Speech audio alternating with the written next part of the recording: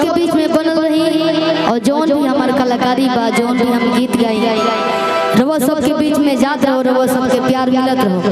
कलाकार के जीवन अब तो हमें के कलाकार सबका खाती हो गई बन जा और रवा सब हमार परिवार बन। अगर परिवार ना रहती तो रवा सब ताली या इतना हल्ला ना करती। आज बक्सर में आ गए हमरा बहुत ही अच्छा लगा था। एकरा खातिर पिंटू सिंघानिया भैया के बहुत बहुत धन्यवाद। मुन्ना मोहित सर के बहुत बहुत धन्यवाद ये मंच पे बुलावे खातिर। 21वां साल ये मंच के होता है और बहुत नाम सुन ले बानी और ये प्रोग्राम के हालात 10-15 दिन पहले ही से रहा पटना में हम आए बानी 4-5 दिन से। तो सब लोग कहते कि अच्छा हो जा बर्थडे जहाँ मनेला बर्थडे से भी राउंड प्रसिद्ध बाटे और आज जागरण के भी जब प्रोग्राम बन तमाम कलाकार तमाम गायिका और हीरोइन लोग गए बाटे और हमारे गुरु तुल्य विजय चौहान जी छोटका हमारे भाई है बहन मोबाइल खाली चलाओ लइकवा और बिगड़ जाता है छोटका एक अन्य दिन भर और मोबाइल से। एक बार सबके गोड़ छू के गोड़ लगा हाथ उठा के आशीर्वाद दी बाबू के दो। ई हमार छोट भाई बने आवे आवे बाबे सीखत आने और हमहू सीखते बानी। ए लइका के अथा प्यार दी सबे एल्बम भी गावे ने अबे मंच पे गइबो करी। चलो बैठो और निशान भैया हमारे अतुल ठाकुर भैया हां ताली बजा दी सब हमारा खाती ना बाबू खाती।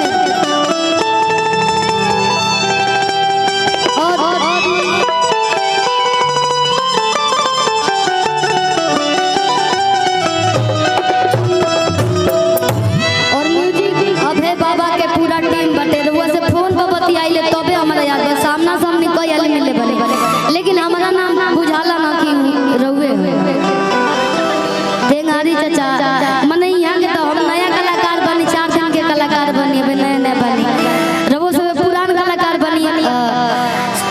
सबके बोल पाए तो क्षमा करब लेकिन सीखत नहीं अबे वो सब आज जोन बजावत ने एकदम गर्दा उड़ावत काजी मजावत ना और साउंड वाला भैया के जवाबे नहीं अंकल जी ना घबरावा के काहे से कि अगर अंकल जी कहो तो फिर वो दूसरी जोन में चल जाए। हाँ नौजवान बानी अबे वो नौजवान आजीवन नहीं जबले जागरण नहीं जा होता है हमरा बुझाता कि बहुत पहले से यहाँ के साउंड ले जा बाजत रहे का भैया और बहुत ही अच्छा एक्ट्रेस लोग गइल बा रुआ सब वही तरह से बैठल बानी हमरा के तो बैठावले गइल बा कि शिल्पीया जहाँ गइल वहाँ भाग जाई तो अगर आदेश रही तो हम रात भर मंच पे बैठल रहो। ई नहीं के जरूरी कि गई नहीं तबे हम फायदा खाती ना हम बैठल बानी तबो लोग अच्छा से देखता गायब तबो अच्छा से देखी ई सब रहो सबके दिल में छाप हम छोड़ देले बने अब मरियो जाए तबो छाप एकदम छूटले रहे।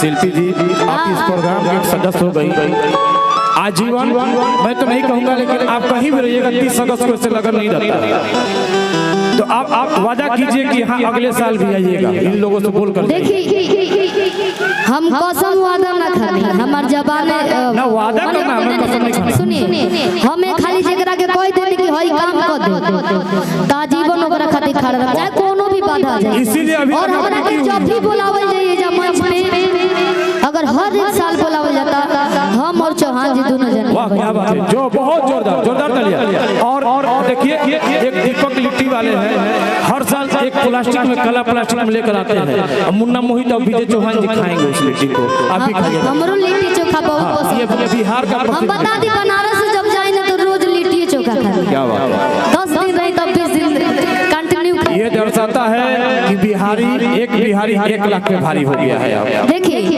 आईओ में के जातिवाद में के करे के कलाकार सबका खातिर बा यूपी बिहार हो के झारखंड हो के आजकल तो देशों विदेश में भोजपुरी कलाकार के ज्यादा संख्या में सुनल जाता है। ताली बजाओ ना यार विदेश तक जाता है भोजपुरी और ढेर लोग आजकल जातिवाद में बांटता है लेकिन जातिवाद में नहीं के बांटे के हमने के हिंदू समाज के बने जा भोजपुरी कलाकार बने जाता है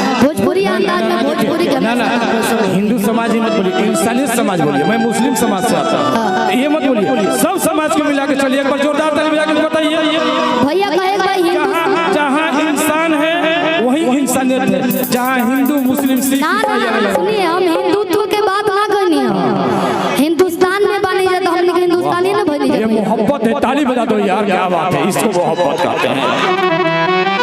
हिंदुस्तान में हिंदू मुस्लिम सिख ईसाई सब लोग भरल बा, सब आपस में का बा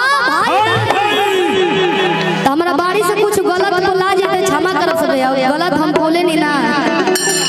चली बहुत सुंदर सुंदर भजन भइल, हमहू एगो दूगो पेश करब। गावत घड़ी कोनो गलती हो जाए तो वो सब क्षमा करब। और सच्ची गर्व के बात बा पिंटू भैया रुआ कनिया तो रुआ सच्चा हिंदुस्तानी बनी। मुस्लिम हो के भी हर साल रुआ 21 साल से जागरण करावता नहीं, ई छोटा बात नहीं थे, और अपना खातिर नहीं करावता, पूरा जितना भी ए जवार के लोग बाटे सबका खाती बक्सर खाती यहाँ के करावता नहीं। यहाँ के नाम पे एक बार जोरदार ताली हो जा भैया। बहुत बहुत धन्यवाद रउआ सब, रउआ वजह से हमरा के बुलावो गए मंच पे, यहाँ पे और ना जाने हमारा ऐसा कितना कलाकार है मंच पे। शिल्पी जी यहाँ पे पानी कभी नहीं हो सकता ना ना, आज के दिन पानी, और एजा के श्रोतागण जिंदा बने सब है। बहुत जगह गइला के बाद से केहू हिले डोले ला ना, रोवा ना फरफराला, बस मूर्ति की तरह खड़ा हो जाला, तो उसे कलाकार का मनोबल डाउन हो जाला। लेकिन रउआ सब बानी एकदम जिंदा कलाकार बन। वाह वाह वाह, इस बहन के नाम पे फिर से एक बार ताली बजाइए। बहुत बहुत धन्यवाद। वाह वाह वाह,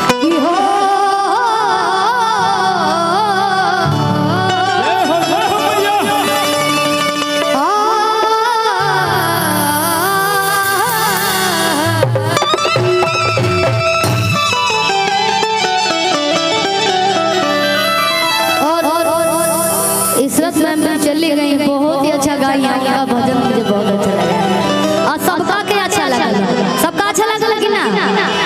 और उन्होंने बताया कि हम आज 4-5 साल से आते हैं यहाँ पे, सही बात बा। और जौना मंच पे कलाकार 5 साल से आवेला तो अंदाज रहो सबके बुझा गई बा कि हाँ जितना भी कलाकार लिस्ट में रहो सब नाम नोट कर ले।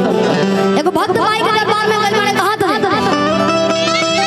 कि आप कुंदन तू सारा हार धो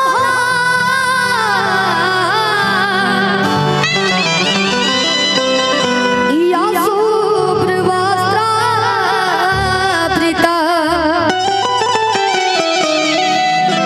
या पीड़ावर दंड मंडित करा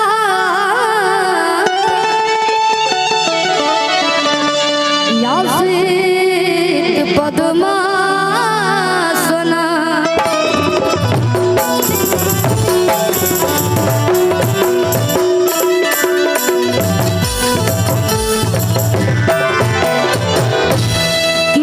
जयंती मंगला काली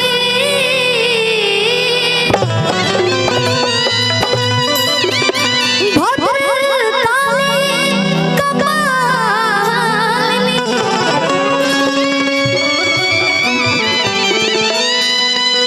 हो दुर्गा क्षमा सेवा धात्री स्वाहा स्वधा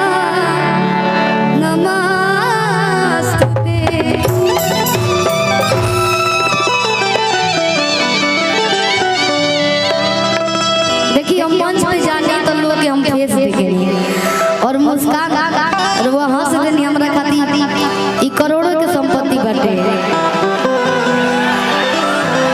और देखी गाना सुनल ना सुनल, बाजल ना बाजल, कलाकार का मतलब ये भले कलाकार जब मंच पे खड़ा बा तो ऑडियंस के मतलब देखे तो ऑडियंस मतलब हमेशा खुश नजर आवे के चाहिए, और हमरा खातिर सौभाग्य के बात बा। और वो इतना ना हमार तारीफ कर दिल बनी भैया, वो तारीफ के लायक नहीं थे, लेकिन तारीफ के लायक नहीं थी, हमने तारीफ नहीं की है। बक्सर के लोग आपके बारे में बखूबी जानता है, आप इतना अच्छा गाती हैं, हर एल्बम में आप ही का नाम आता है। एक बार ताली बताओ। अब तक सबके हाथ में मोबाइल हो गया, नहीं ये लोग बजाते हैं, और बक्सर में आपका हर दिन चर्चा होता है कि शिल्पी ही है एक लड़की। देखिए वो एगो भैया गरजता नहीं श्रोता भगवान होते हैं। भगवान बटले बने हमने के भगवाने बने भक्त माई के दरबार में गल बड़े कहा था कैसे जय हो जय हो। आहा असही कचकचवा भीड़ लागल बा सोनू भैया एकदम हंसा दे चले गए ऊपर नहीं गए हेलीकॉप्टर पे गए हैं।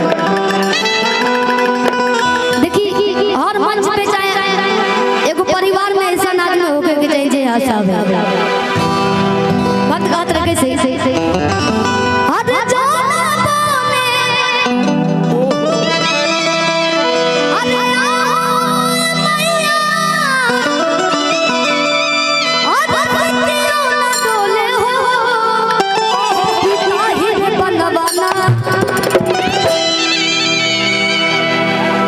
हम ये पहला बार बक्सर में तो बहुत जगह मंच कैले बने लेकिन एजा आके दूसरे हम बहुत